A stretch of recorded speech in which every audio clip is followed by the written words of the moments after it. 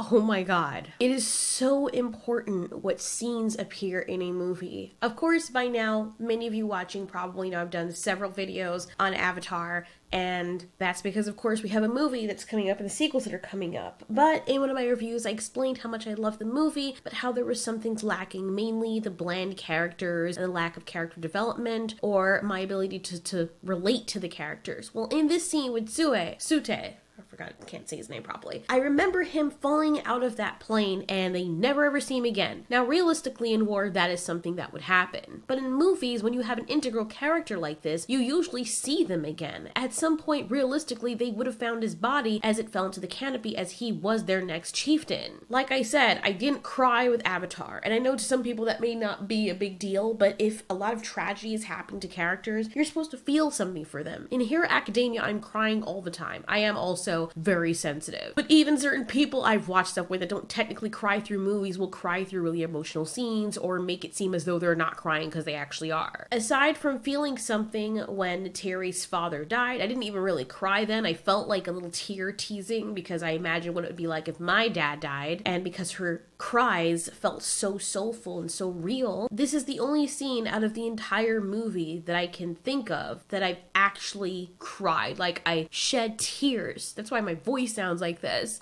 It was so sad. So let's look at the scene together. Of course, we end off when our girl Neytiri finally sees Jake for what he is, and then the rest of them go in to find Tsu-tey. So they finally found his body. I hated how in the movie they just made it look like, okay, we won, yay! Just completely forgot the guy that they fought alongside with, the guy that they grew up with together, the guy who became their chief, their leader. They just acted like, oh yeah, we don't care about him, to hell with that. They never address him ever again after he falls into the canopy. It's not like he fell over a cliff, he fell down to the ground below. Nobody addresses that ever. So when I saw the deleted scene here, I was so happy and I started watching it. Let's see what happens.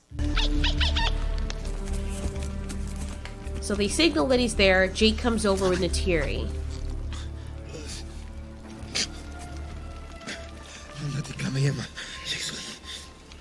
I see you, brother. Let the people see.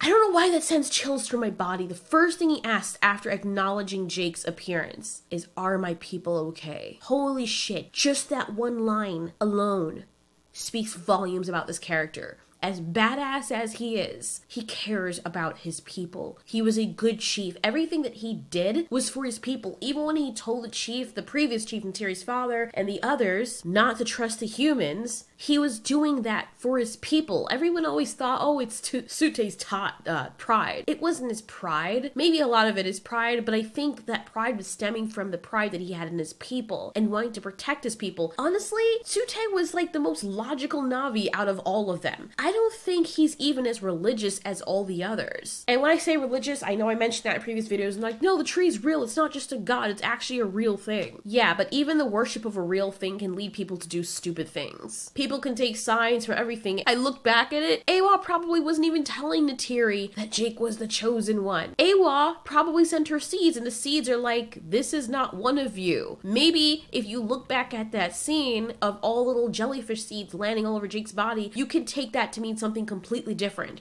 You could take that to mean the tree telling everybody in Pandora or on Pandora that, hey, yo, in case you didn't get the message, this thing right here is not one of you. This thing smells different than every other thing here. Can't you see it? The little jellyfish thing landing on the arrow could have been Eywa giving Neytiri the okay to kill Jake the first time she was about to kill him. Notice how she did not kill him. She hesitated. She's been hesitating from the beginning. And what did she say afterwards when we find out later how she really felt about Jake? She saved him because he was brave. It wasn't because Eywa said so. She didn't give like a lackadaisical answer because she didn't want to explain about Eywa. She said because you weren't afraid of anything. She never once gave the reason as it being Eywa. However, when she brought him into the tribe, the excuse she gave her parents was because of Eywa. Sounds like something I would do if I take a liking to someone and I want my religious parents to accept it. Oh, God said that he was the one. Smarter people, if the parents were smart, knowing how young Neytiri is, the religious leaders or the people who are more in touch with Eywa, I know their networking thing everything works differently because you can say, oh, they're all equally connected. Clearly not. Look at all their behavior, how they behave. Not everyone's on the same level. Their parents, or Neytiri's parents, should have confirmed it. The other way that gods technically work is they'll speak through the leaders, or they'll show everybody. Why is it just Neytiri? But that's their way of life. They all trust each other because they're all connected and whatnot. They can probably all see her vision of what happened and interpret it themselves. That being said, I think that Tsu-tey was more of an atheist or somebody who wasn't as religious as the others, because even though he followed Eywa, he didn't follow Eywa blindly, which is the way that we should be about all beliefs. Even people that you follow, even me, even this channel, Altiori, there's a lot of people who love YouTubers and they just follow them blindly. Now, there's nothing wrong with liking what someone says or believing what they believe, but you should have your own mind. You should sit and think about something and say, wait, that doesn't make any sense, just like Tsu-tey did. So I said that to point out that he's always had a love for his people and who he was. And realistically, Jake Sully had to prove his worth to Tsu-tey, and that's how it should have been for everybody else. You know how annoying and frustrating it must have been for Tsu-tey to see this imposter in one of their bodies, and he's like, yo, did you remember last week when his friends killed all of our children while they were at school? Now, granted, the children attacked them first, but I mean, seriously, if you saw someone outside taking a shovel to the side of your house and obliterating it, you wouldn't just stand there and let that happen. You would either try to protect your house in the most efficient way possible, or you would call the cops and hopefully they get there on time before the person does a lot of damage. Anyways, that's basically Tsu-tey in a nutshell. My most recent reference that I'll use is Bakugo from Hero Academia. Are the people safe? They're safe.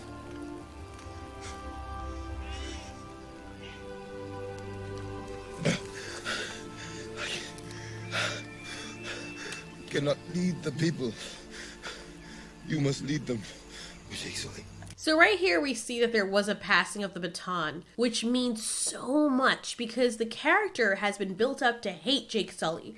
Remember, Jake Sully had to prove to Tsu-tey. I don't know why Tsu-tey was the only one Jake Sully had to prove himself to, but we never got that payoff of redemption. And I know a lot of you were thinking, oh, well, what about Leonatrix when he went and asked Tsu-tey for help? No. I don't think that Tsu-tey fully invested in Jake. He looked at him with a scowl and then looked up and saw the big ass dragon that he came on roaring, and he was like, oh shit, and yeah, maybe this is not a good time for me to show how much I don't like this guy. I don't think Tsu-tey fully trusted him then. You can tell in that scene. But after having fought alongside Jake and being proved wrong about Jake, seeing Jake fight for the Navi people, Tsu-tey decided that, yeah, this guy's the real deal. I think that Tsu-tey actually really started liking Jake or accepting him when Jake started making the speech after he lost Grace. Already here, he was Torque McTow, and everybody believed that he was. I think there was a bit of respect here that Tsu-tey had for Jake just for taming the beast, but I believe the rest of the respect that solidified that he really did feel that Jake was sincere was when Jake was making the speech. By the way, this is right after Grace dies. The Sky people have sent us a message. That they can take whatever they want. And no one can stop it. But we will send them a message. You ride out as fast as the wind can carry you. You see the way that Tsu-tey looks at him? That's the other layers. Like, Tsu-tey has layers, and this is realistically how people would work trust-wise. There are layers to trusting someone. Of course, if you're just starting out in life and whatever, you're gonna not have layers. You're gonna think everybody's great. But after you've lived for a while, give it like some high school years, because I remember that, and yeah, I had to learn really quick in junior high not to trust people, because I was trusting everyone when I came to this country. I thought everyone was fantastic, and everyone was like me, and everyone loved people and loved everyone. No. The more nice you were was the more people took advantage of you. So even though I was amiable with everybody, there were steps to earning my trust. Only a few people in my hand do I actually trust, and the other people that I sort of trust, I only trust them as far as I can throw them. I feel like Tsu-tey's the same way, and I feel like the other Navi people should have been that way, but when Jake was saying all this, he's like, alright, whatever. But then when he sees Jake say, we're gonna fight back, Tsu-tey's head whips around, he's like, what? You wanna fight? Yes, because Tsu-tey is a warrior. He is meant to lead the people. And when he hears this guy saying that, no, we're gonna fight. We're not gonna sit here and take the shit. Tsu-tey's like, oh my god, dude, you were speaking my language. And I think that's where the real respect starts coming in. I mean, there was one with the Neoptrix and taming it, but let's be honest, it doesn't take a leader to do that. Anybody with logic can figure that out. I'm pretty sure Tsu-tey himself could have. But then he hears this going up against these aliens. Think of it, they are basically us in the alien invasion movies. And the humans are the aliens. Kamatoni win. Okay, I'm kind of smiling. You tell the other clans to come. Look at his smile! So that's the other part I was talking about, and people start getting inspired. He even inspires Tsu-tey, and when Tsu-tey finally smiles at him like that, that's when you know that, okay, the bro-ship has started kindling. Then we go to this deleted scene. After having fought along Jake Sully, Tsu-tey knows that Jake Sully is the only person that he can think of that he would want having this baton of the chief. Even when Jake says, no, that's Natiri's thing, and he's like, no, I've already chosen. Of course he's not gonna choose Natiri. Natiri cheated on him. He's like, yeah, bitch, I'm not gonna choose her. Us brothers gotta stick together. If I'm gonna choose anybody, it's gonna be you. But that was kind of funny. But here's when he says it. I'm not opposite material. It is decided.